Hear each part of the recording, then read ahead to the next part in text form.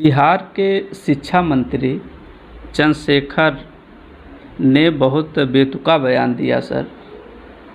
और यहाँ के जो है स्वामी प्रसाद मौर्य जी ने भी बेतुका बयान दिया। उसको सर आपकी क्या देखिए, ऐसा है कि जिस तरह से बिहार के शिक्षा मंत्री चंद्रशेखर ने कहा रामचरितमानस को लेकर के, और चाहे यहाँ के स्वामी प्रसाद मौर्य ने कहा, ये लोग शुद्ध चौपाई नहीं पढ़ पा रहे हैं जी। अब जब कोई व्यक्ति बिना डॉक्टरी पढ़े अगर वह जो है किसी का ट्रीटमेंट करेगा तो स्वाभाविक है कि गलत करेगा जी। किसी चीज़ को पहले जानने की ज़रूरत है, बिना जाने किसी विषय में बोलना। तो ये लोग देश के गद्दार लोग हैं, राक्षस लोग हैं। जो कहते हैं ना कि राम जी के समय में भी कुछ राक्षस थे जी। तो वध करना पड़ा था, तो ये सब वध करने लायक हैं। और धीरे धीरे जो है, चूँकि देश राम राज की ओर जा रहा है, तो जो राक्षस हैं वो बिलबिला रहे हैं। तो ये सब राक्षस हैं। अब इनका धीरे धीरे जो है जनता, इनका बद यही है कि जनता इनको वोट नहीं देगी, अपने आप ख़त्म हो जाएंगे। जैसे अब स्वामी प्रसाद मौर्य है, अब भाजपा छोड़ करके आया सपा में भी नहीं जीता जनता ने नकार दिया। तो यही इनका बद है, इनका बद यही है कि जनता इनको नकार दे रही है। बद है इनका, नहीं जीतेंगे, धीरे धीरे शांत हो जाएंगे। सोशल मीडिया पर सर एक वीडियो वायरल आपका हुआ था, आपने स्वामी प्रसाद मौर्य की जीभ काटने की बात की थी सर, ऐसा कुछ? हाँ, दरअसल में क्या है, देखिए कि हारा हुआ प्रत्याशी होने के कारण हमने 200 रुपये लगाया था इसकी कीमत। 100 रुपया नाक काटने वाले को देंगे और 100 रुपया कान काटने वाले को, और 300 रुपया जीभ काटने वाले को, और अगर कोई मूड काट दिया तो 500 दे देंगे। और हालांकि इससे बड़ा अपमान उसको महसूस हुआ, उसने कहा हमारा कीमत कम कर दी। तो हमने कहा भाई, जनता अगर वोट दिए होती, जीते होते तो थोड़ा कीमत लगाना पड़ता। अब जनता ने तुम्हें खुद ही वोट नहीं दिया, जनता ने तुमको नकार दिया। जनता की दृष्टि में तुम नेता लायक नहीं रहे, तभी तो हार गए। तो जब जनता ने ही तुमको नकार दिया है तो तुम्हारी कीमत किस बात की, ख़त्म है कीमत। तो इसलिए जो है उसको बड़ा बुरा लगा कि हमको बड़ा कम पैसा दिए। तो उसके आदमी आए हमसे कहे थोड़ा बढ़ा दीजिए, 10-5 लाख कर दीजिए। तो हम नहीं कहे, फिर और लोगों के पास जा कर के कहवाए। तो इसलिए ये लोग जनता वोट नहीं दे रहे, और जनता जान रही है कि नफरत की राजनीति कर रहे हैं। इसलिए धीरे धीरे जनता सबको ठीक कर देगी। जय श्री राम। हिंदू राष्ट्र सर बनने वाला है, उस पर देखिए, ऐसा है कि देश का बंटवारा ही हिंदू मुसलमान के नाम पर हुआ, और पाकिस्तान बांग्लादेश मुस्लिम राष्ट्र बन गया, और वहाँ रह रहे हिंदुओं को वोट देने का अधिकार नहीं दिया गया। तो हिंदुस्तान को तो हिंदू राष्ट्र उसी समय घोषित हो जाना चाहिए।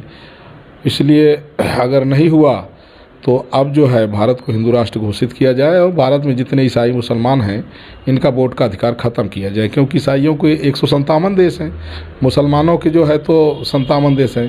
तो यह देश हिंदुओं का रहेगा। पूरी दुनिया में हिंदू कहीं भी रहेगा, लेकिन वो भारत का नागरिक माना जाएगा। इसलिए भारत को हिंदू राष्ट्र बनाएंगे, और भारत हिंदुओं का रहेगा। दूसरे लोग रहें, लेकिन उसी तरह से रहेंगे जिस तरह से हमारे हिंदू और देशों में हैं जी। और यहाँ के मुस्लिम सर पलायन करेंगे पाकिस्तान के यहाँ खुद जो है तो लोगों को आटा दाल नहीं मिल पा रहा है।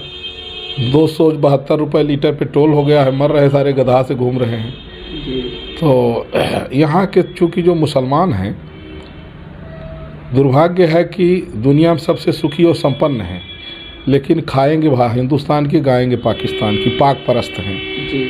सेना पर पत्थर मारने में भी बेशर्मी से जो है राष्ट्रीय संपत्ति में आग तक लगा देते हैं, और बड़े बेशर्मी से देश विरोधी नारा भी लगा लेते हैं। और तमाम जो है इनके जो पढ़े लिखे हैं टीवी में बैठ करके उनको जो है किसी को अभिव्यक्ति की आज़ादी, किसी को मासूम बताते हैं। तो धीरे धीरे करके जो इनकी दुर्भावना है देश विरोधी, वो चरम सीमा पर आ गई है। अब उसको हम लोग ख़त्म करेंगे। और मुस्लिम जहाँ भी इनकी आबादी बढ़ जाती है वो मुस्लिम राष्ट्र बना लेते हैं। मलेशिया में अभी एग्जाम्पल आप देखिए कि 61% मुल्ला हो गए थे तो मुस्लिम राष्ट्र बना लिए आबादी के आधार पर। तो यहाँ हमारे यहाँ तो अभी भी 80% हिंदू हम लोग हैं। तो इसलिए इनको हम लोग बहुत जल्दी अब इनका संवैधानिक अधिकार ख़त्म करेंगे। और ये अगर रहना है तो उस तरह से रहें जिस तरह से पाकिस्तान में हिंदू हैं, उसी तरह से यहाँ मुल्ला रहें। लेकिन यहाँ हिंदुस्तान में जो है मालिक बन के केवल हिंदू रहेंगे, बाकी जो है वो शरणार्थी बन के रहेंगे। जय श्री राम। 2024 में सर चुनाव है, वो किसको प्रधानमंत्री? देखिए, प्रधानमंत्री देखने की बात नहीं है। 2024 में एक तरफा वोट जो है मोदी जी के नाम से पड़ेगा जी। और मोदी जी फिर से जो है तो पूर्ण बहुमत से प्रधानमंत्री बनेंगे। और मोदी जी एक ऐसे नेता हैं जिन्होंने आज तक अपने लिए कुछ नहीं किया, न तो उनका आज देखिए इतना साफ़ सुथरा कि एक प्रधान भी उनसे ज़्यादा कमाया होगा, एक बीडीसी भी उनसे ज़्यादा कमाया होगा, लेकिन उनका जीवन देश के लिए, राष्ट्र के लिए समर्पित रहा। तो ये देशवासियों का सौभाग्य है कि इतना त्यागी पुरुष देश को प्रधानमंत्री के रूप में मिला है, जो अपने को प्रधानमंत्री नहीं एक चौकीदार कहने में गर्व महसूस करते हैं, जनता की सेवा में अपने को गौरवान्वित महसूस करते हैं, इसलिए जनता उनको खोना नहीं चाहती है। ये पूरे देशवासियों का मैं बता रहा हूँ कि एक तरफा वोट मोदी जी के नाम पर पड़ेगा 24 में। मोदी जी पूर्ण बहुमत से प्रधानमंत्री बनेंगे। विपक्ष जो है, जो राक्षसी प्रवृत्ति पर उतर गया है, इसको जमानत बचाना मुश्किल हो जाएगा। जी सर, शहादतगंज से नया घाट तक रोड चौड़ीकरण हो रहा है, जिसमें बहुत से व्यापारियों की दुकानें चली गईं और कितनों की ज़मीन चली गई, लेकिन व्यापारियों का ये आरोप है कि 1 लाख रुपए मिला, जिसकी ज़मीन है उसको कुछ भी नहीं मिला। तो रोड चौड़ीकरण में उसको क्या? नहीं, ऐसा नहीं रहा। देखिए, जिसकी ज़मीन रही उसको 60% दिया गया है, 40% जो है तो जिनकी दुकान रही उनको दिया गया। अब 60% का मतलब है कि ज़मीन का जितना रेट था उससे उसको बढ़ा के दिया गया, और जिनका व्यापार प्रभावित हुआ है उनको भी मुआवजा दिया गया है, और उनको अलग से दुकानें भी मुहैया कराई जा रही हैं, उपलब्ध कराई जा रही हैं।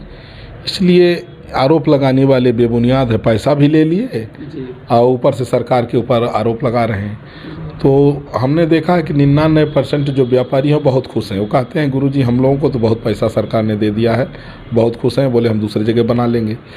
लेकिन 1% जो हैं जो कहीं न कहीं से राजनीति का शिकार हैं, तो विपक्ष के उकसाने से इस तरह के कुछ जो है बयानबाजी करते हैं।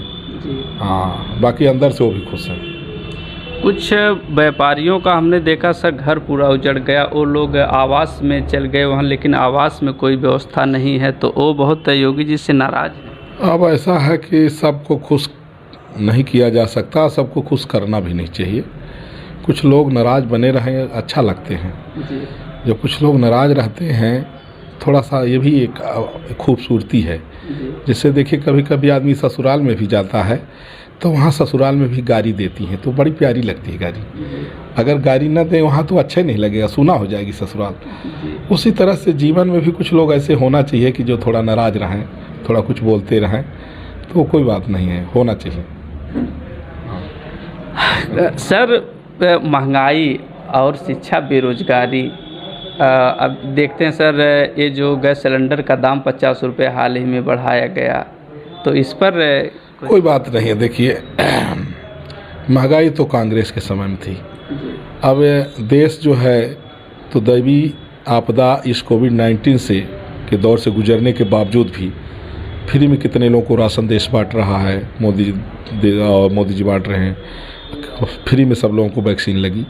ये सब दौर गुजरने के बाद भी 25-50 रुपया में कोई मायने नहीं रखता है। दूसरे देश जहाँ तबाह हो गए, वहाँ मोदी जी के कुशल नेतृत्व के कारण हमारा देश की अर्थव्यवस्था बहुत अच्छी है और हम लोग संतुष्ट हैं। जय श्री राम।